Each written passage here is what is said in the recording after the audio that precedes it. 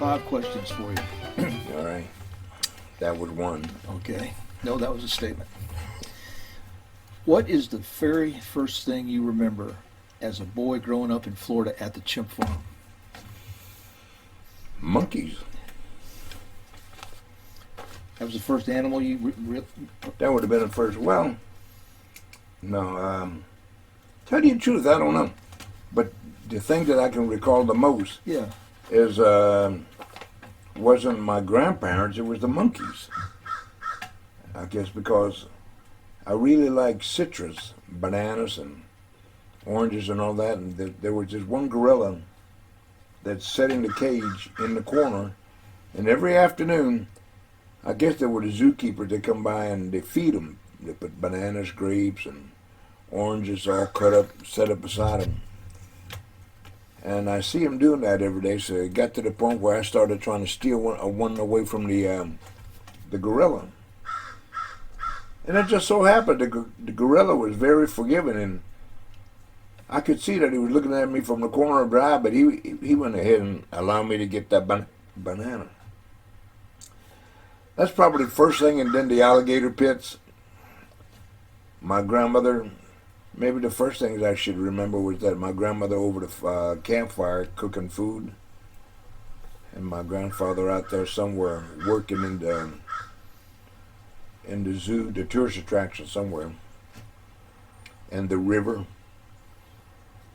The river was really clear, and you could sit on the edge and watch fish, look like jacks, maybe tarpons, swimming by. The last time I seen something like that is after I got out of Vietnam in '68. One of our tribal members by the name of Joe Frank and I used to go to this little bar called Rustic Inn. Yep. It was not a big restaurant then. And the lady at the restaurant said, if y'all catch anything, bring it here and we'll cook it for you. And Joel and I used to like to catch these blue claw crabs. There was a bunch of them out there. We would bring it in and she'd cook it up. And I think they're Italians.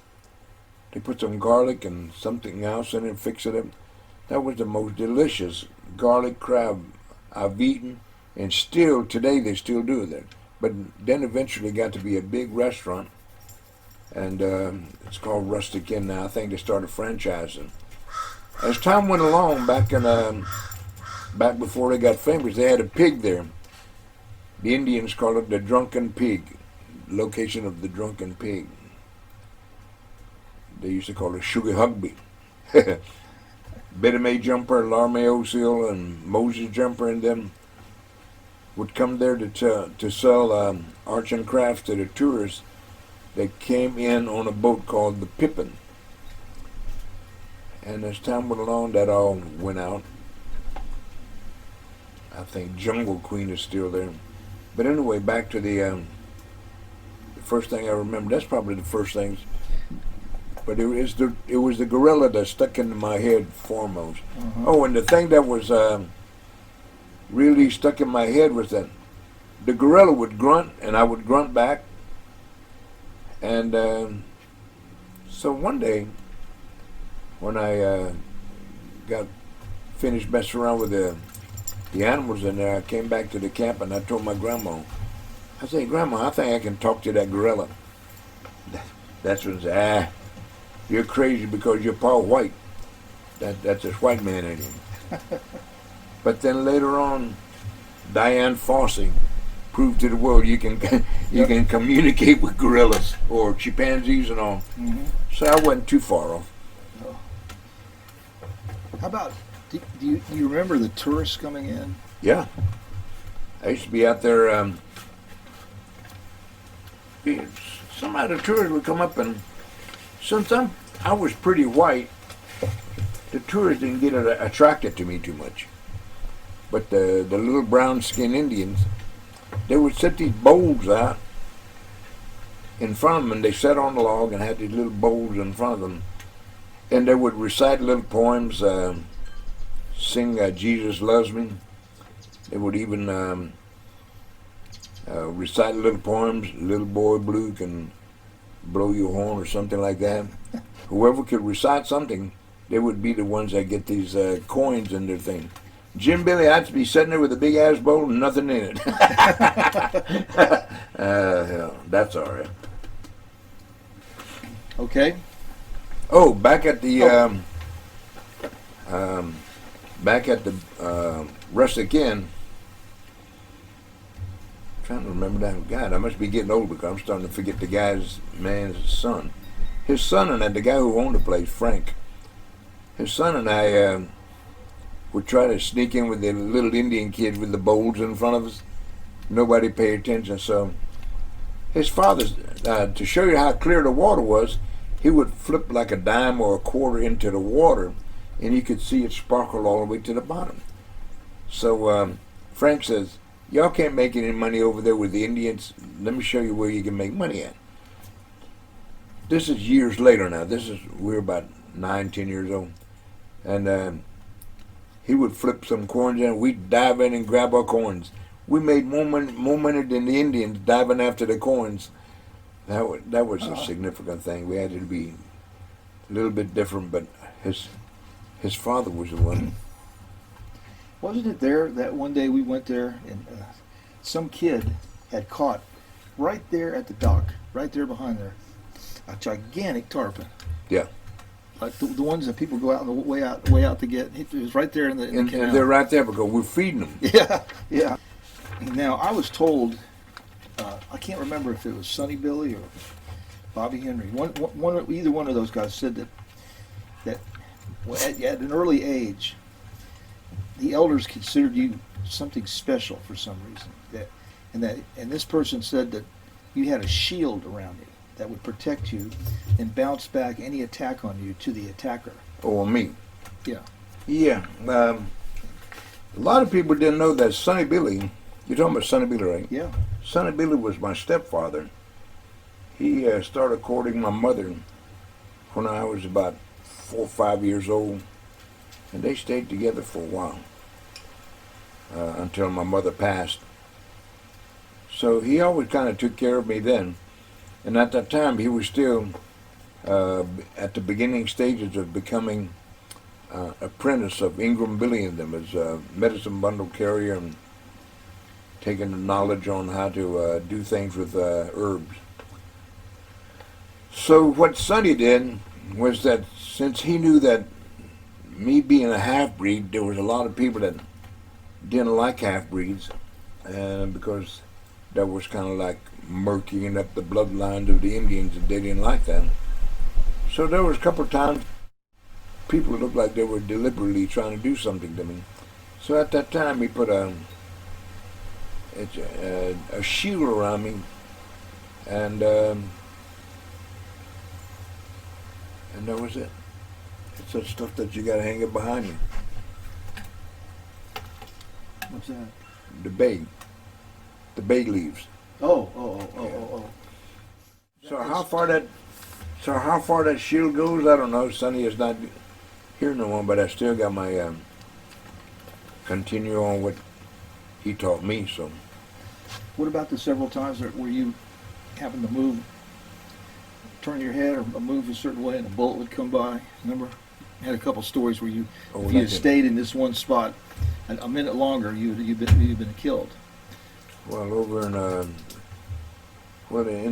here in Florida, when I was a kid, I remember a car coming down the dirt road, and it swerved, coming right towards me, so I jumped out of the way. So I thought the guy was, maybe something went wrong with his car. Come to find out, that was a family that didn't particularly like half-breeds. But I caught it in time to get out of the way. A bunch of things that happened, but the most significant one that always sticks in my head is when I was in Vietnam. I was a sergeant at this particular point, and one of the privates carrying the radio for me was behind me as we started up this little hill chasing some Viet Congs, and they were shooting back. And we were shooting at them. So at one particular point, there was about a 6-inch tree in front of me. So I had the radio, what they call it, the speaker, microphone in my hand, and the cord was back there, and the PFC had carrying the radio was a little further back. It might have stretched out to about 6 or 7 foot. And so, since the bullets were flying back at us from the Viet Cong, I went behind a 6-inch tree. It's not very big, but at least it wouldn't hit my head. So I stuck my head around it as the bullets were flying, and for some reason, the cord yanked me back, and as my head got yanked back, the tree exploded. I think that what they did is they shot it with the RPG, and the RPG almost hit me, but it was 7, 8 feet away now, and then blew the tree apart. I thought, wow, that's good. What's an RPG? That's a rocket propelled grenade. Man, I thought you were up with the times, Jesus Christ. I told you to join the military service. I did, man. You did? Yeah. I got injured, man. Oh, you did? Right off the bat? Yeah. I got in basic training. I tore ligaments in my knee mowing grass. That's real rough. I would rather have done that being a shot over there. Ah, crap. All right. How did you learn to be a leader? Was it in the alligator pit, in the jungles of Vietnam, or from watching the leaders around the Council Oak as a teenager? I have no idea. The only thing that I know is that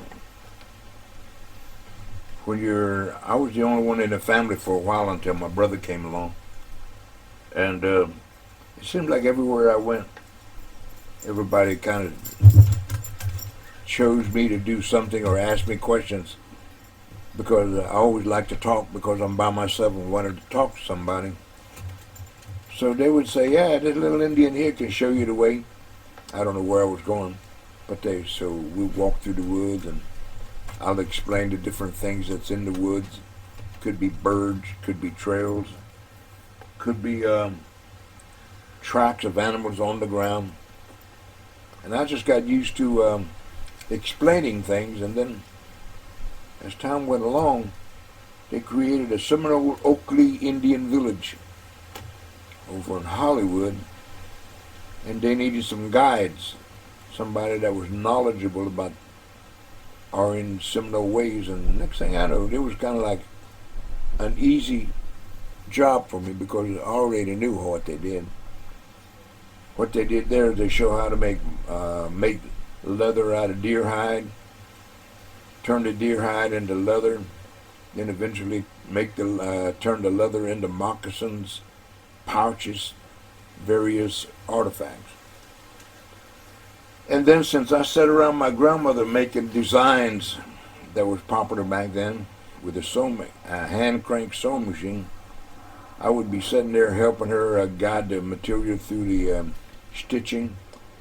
Since we didn't have electricity, I would be able to crank the machine for her because her arm got tired.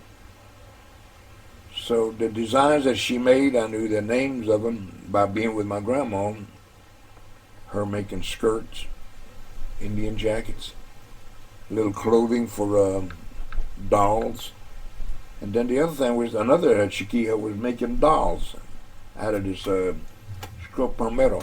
They take the fiber from it, and then they square it up, make little heads, body for it, and then they stretch out the fiber and stuff it into the pouch they made to make the doll. So I knew how that was done.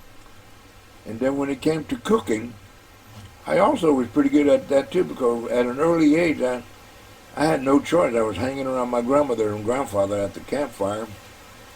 If we kill something somewhere, we'd skin it out, bring it back, because that's all we had to eat. Fish, anything that we could get that day was on the fire that day somewhere down the line, either noontime or supper time. How to make an Indian village? I was with them all the time when we went to different locations and started villages, making chiqui huts. How to repair them, what type of leaves to use. bunch of time we made a chiqui without using any kind of nails. Getting nails out there in Big Cypress was a real luxury. So we find a dump somewhere. White man was pretty good at having dumps all over the place. So we go there. We find boards, logs with nails in them. Grandpa and Grandma would take the opportunity to take them all out, from little old bitty nails all the way to the big ones. We could use it later to make chiqui huts. And as time went along, now you can buy them anywhere. And then since sometimes we sit around at night looking at the sky. Again, my grandmother, since I was the only one, my entertainment was listening them describe the different stars in the sky. The Big Dipper, they call it the Big Sailboat. The Bashful Star. The Bashful Star in Seminole is the Wajik. And which later on come to find out it's Venus. And so that was kind of neat, because they used to use the stars to guide themselves even across the sawgrass country back in those days. And then from the way they sound, they used it for going across the different islands. Could have been Cuba, the Bahamas, back in the Stone Age, which is kind of like long been forgotten now, because when you talk to the anthropologists, they make it sound like Seminole never knew how to do anything except say it on land. They were a lot more sophisticated than what the anthropologists write down. They still haven't got a bunch of stuff correct yet. I'm not sure. Then the animals, which animals to eat, which birds to eat and not to eat. Of all the darn birds you can eat, you don't eat mockingbirds. You don't eat woodpecker. You don't particularly eat crow, but you can eat curlews, wood ibis, ducks, all kind of wading birds. Then you got the deer, bear. You don't eat otter, but if you have to, you can eat it because it's meat. You don't really eat bobcats, but if you have to, it's meat, you can eat it. Panther you can eat. Then they used, I guess, somewhere back in time when they lived back up north somewhere, you could eat the big deer, which means elk. And then the hollering deer, which is the moose. So there must have been somewhere back time before 1750s, as the white people like to say. They must have traveled around far north up into Canadian country, because a lot of stories come from there. So knowing all that, and then when people ask me a question, I could answer them with a little bit of an authority without sitting in college and busting my brains all day trying to figure what 2 + 2 means. So that's how I kind of stood out a little bit. And survival was another good one. Even in Vietnam, I never had no problem surviving out there with no food at all. There was a lot of food out there.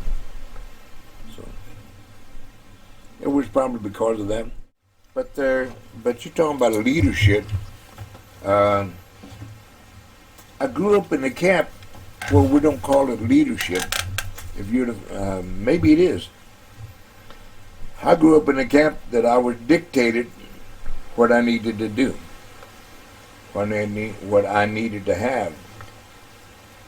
Today, you're going to go out and go find some gopher tortoise. Some other times, you must kill a deer because we're out of meat. It was directed in any kind of direction, mandating that I do this. We're going to give you 3 shells. Use 1 shell to get as many birds as you can, and try to save at least 2 shells.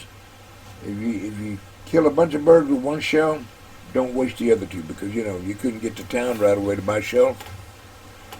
And so my grandmother and grandfather and them, they gave me what they thought I needed. Now, there was a luxury for bring back some candy back in those days. So I grew up under more or less of a dictatorship type thing. So that was the way I led. But that type of leadership, you can do it in military, and then that type of leadership kind of extended over into Seminole Tribe. When I came back, Seminole Tribe was in poverty, and they thought they wanted this, but they couldn't achieve it because they had no money. So when I did finally made a decision to go after gaming, there was another chief that actually brought it to the table, but he never take it all the way to the ultimate where it becomes legal. So I took it, and I'm not sure why he never pulled it all the way through. Other than that, at the time when I made a decision go after gaming, the Southern Baptist religion on our reservation dictated that we should not have gaming. It's a sin, and God doesn't like it. But me and God had a good talk. Southern Baptists never helped the Indians financially on any matter. And so I made a decision to go after it. Whatever the downfalls are of having a lot of money, so be it. They'll figure it out. I'm sure the white people did, because they went through that many years ago. They've been exchanging money, currency for thousands of years. So when the money came in, finally pulled everything through to the Supreme Court, which opened the doors for other Indians to also do it. When I got the money, I went and got things that I thought the tribe needed. Improve their health, improve their education, and they got a little extra money called dividends. And whatever status each individual member of the tribe were in, all it is just expand whatever they could do. If you was a good money mouser, you had a little more money to spend. If you was a dope addict, you just had a little bit more money to buy dope. It was the craziest situation, but I had to take the good with the bad. All my life, since I was a little kid, every time I meet Indians, Seminole Indians out on the reservation, green corn dance, they're always bragging about, we can do this, we could do that. But they had no money to show for it. So that was kind of embarrassing. So one day we started making a little bit of money, and we started spreading the wealth out. Now they look like what I think Seminole Indians should have looked like all along, or even better. And then when they got to hard rock, now they're known all over the world, which is good. International business. They were doing international business back in the 16, 17, 1800s. Selling hides and all that to England. Could have been Spain, could have been Cuba. Yeah. So this international business stuff is nothing new to us. It's just that the younger generation has forgotten. Nobody told them about it. So the leadership came in a form of not maybe benevolent dictatorship, I don't know. There were several different types of leadership, and I didn't fall into any particular one, other than that I spent the money what I felt like it needed to be. And as time went along, they got the tribal members started getting a little disenchanted with that. So that means that type of leadership at the beginning was fine with them, but as time went along, it was not fine. So we have elections, so I got voted out. But I don't believe, maybe at some particular point they would have, but I don't believe if I didn't come on the scene at that particular time, they would never have been in the situation they are today. I saw some news articles back in 1960. Bill Osceola was the president at the time, and somebody approached him about doing casinos on a reservation, and he denied them then because he was a layman preacher. So how do I become a leader? I don't know. I feel like Forrest Gump sometimes. Remember, he was always at the right place at the right time, or wrong place at the wrong, or right place at the wrong time, or something like that. He just happened to be there. Well, in my life, It was kind of like that, but I never got shot in the ass. The last one here. In Tallahassee, Huh? the people in government took to referring to the Seminole Tribe of Florida as the Seminole Gaming Company due to their perception that the tribe cares more about money than culture. It's common for the Well, what is legislators. the last part of your? Well, the legislators get the feeling, well, when they hear the stories that Bobby Henry got let go, and they can't get the Indian dancers up to be in this event or that, there's a perception that they'd rather be out there making money like a company and not culture like an Indian tribe would need. Over culture. Yeah. It depends on the leader. Like when I was a leader, all those came into play when it came into the political world. A lot of people knew the Seminoles, but they don't know them in different levels. That's why, even though it might be me, and I had fun doing it, I'd get out there. Tribe would be the organ grinder, and I would be the monkey. I would play guitars, stretch my hand out there to get money for them. And if somebody in the government, in the political world, or even the schools or any general public people requested us to come on over and speak to them, I would gladly run on over. I try to get the other Indians to do it, but you got to remember, a lot of these people are modern Indians. They didn't live quite the same way. There's just very few of us that can do that. So I would go out there and public speaking, play guitars, wrestle alligators. Build chickees. Huh? Build chickees. Build chickees for them. And fly airplanes, all kind of stuff, to let the general public and the world know that we Seminoles are just as modern as we are backwards. But unfortunately, it winds up being just me doing it. When they got ready for the other Indians to get out there in front of the public, they're a little shy about it. But being shy is good in one sense, but being shy sometimes gets you nowhere. So the perception that they're getting, they may be about 90% true. But we still do have people that can go out there and talk. If the leadership in our tribe put some priority on sharing our culture, you don't have to share every bit of our culture. Just share the good, the eye-catching stuff, whatever it is. And they'll be satisfied without knowing they're satisfied with it because they don't know any better. Well, how important is the language? Huh? How important is preserving the language? I guess it's pretty good. I mean, we had a program going where they were going to the put it on language, our computers. Well, the language, when something is interpreted in our own language, two Seminoles talking to each other, it has a different flavor to understanding what he's saying. Then you interpret it to English, sometimes it kills it. It doesn't have the same interpretation. White people's got this thing where they like to speak nice. They don't cuss. They don't talk about sex.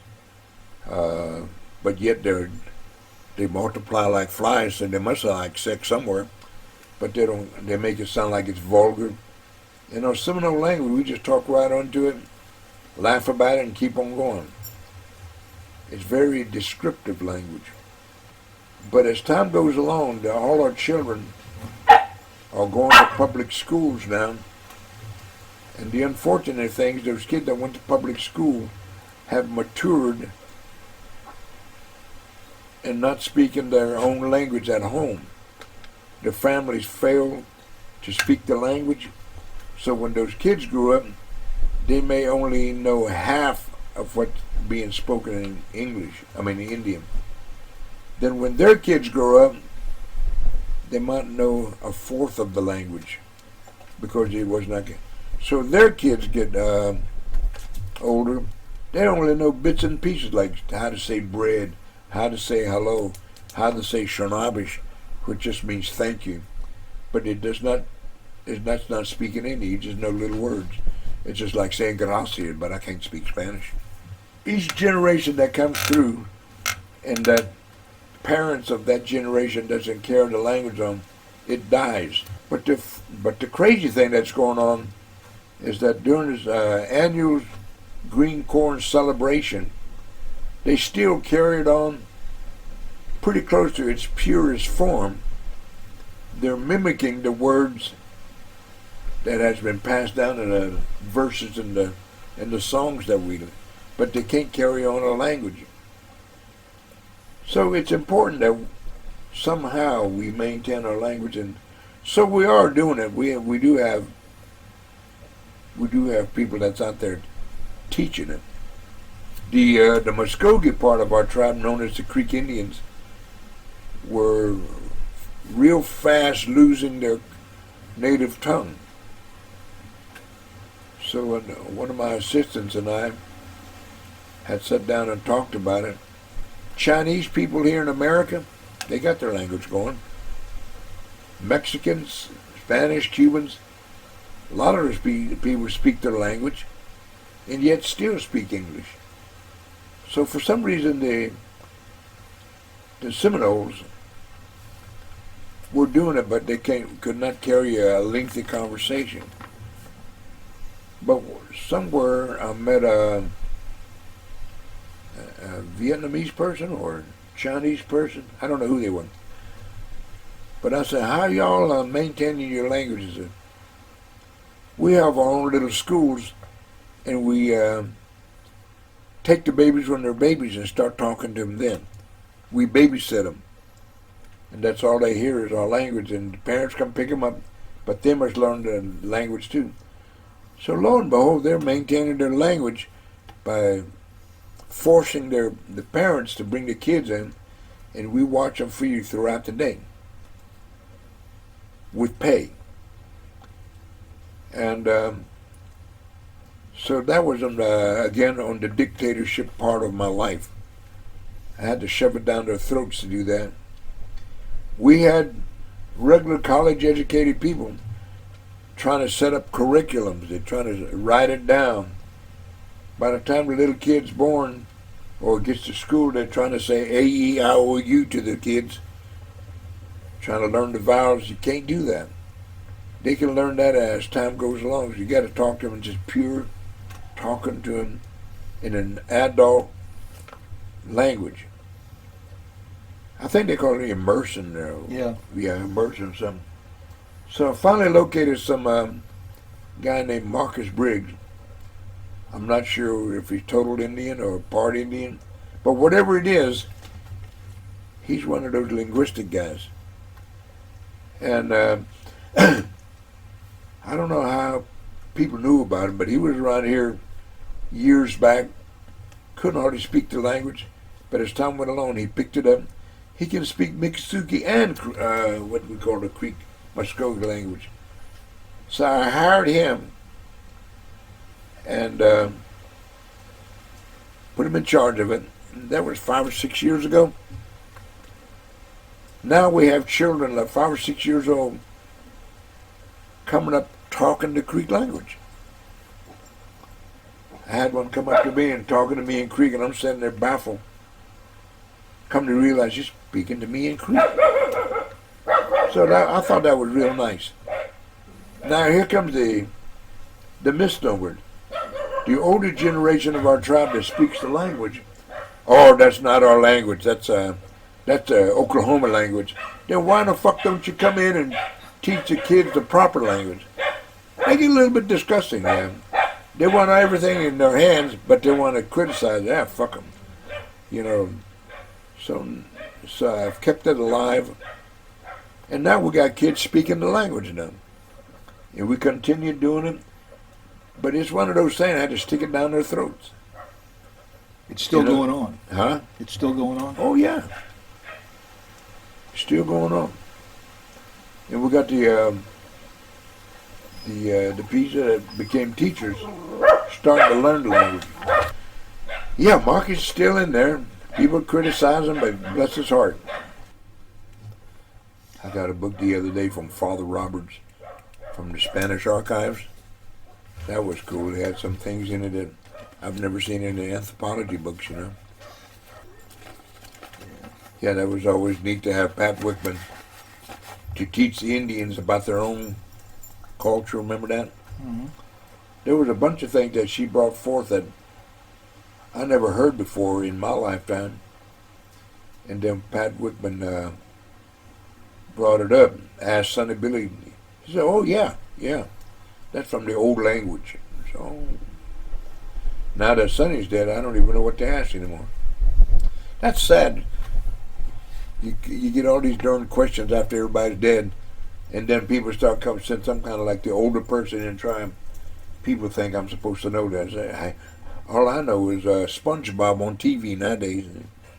My favorite was always Tarzan, but they don't show it on TV anymore because the white folks say he kills animals too much, so they don't show him too much. I don't see where all these liberals come up with all this bullshit, you know. I'm surprised. Tarzan didn't just go out and killing animals. The tigers are jumping on him. He's going to kill the tiger trying to attack him. That lion was trying to kill him, so he killed it. Yeah. But the perception of the liberals, he killed everything. He kept cheetah. Huh? He kept cheetah. He didn't kill cheetah. Yeah, well, cheetah kept cheating. Yeah. Cheetah ended up in that. Remember that monkey farm over there in Tarpon Springs area? Is that right? Yeah, Noel's Ark or something. Monkey farm. Really? Yeah, it's still it's still there. The relatives, like the grandson and granddaughter run it. It's still cheetah. Yeah. I've been and they've got all these monkeys, retired show animals, retired monkeys that can't go into captivity. You know. The ones that I remember seeing those animals because they were making movies at Silver Springs at one time. Yeah. Oh yeah. With a guy named Johnny Weissmuth. Yep. Have you ever been to the Silver Springs Museum? Not lately. Yeah, but it's fascinating. It's got all those pictures in this museum. Is that right? I got there one time when it was on a downhill, and I don't know who owned it, but it was RCA or somebody, and they neglected it, and it did not look the same as in its heyday. I was really thinking about, man, I wish I could figure out how to take over that thing. Somebody did a good job. I think I saw it one time. One of those times I went up to Bowleggstown, and for some reason we went into Silver Springs. Yeah.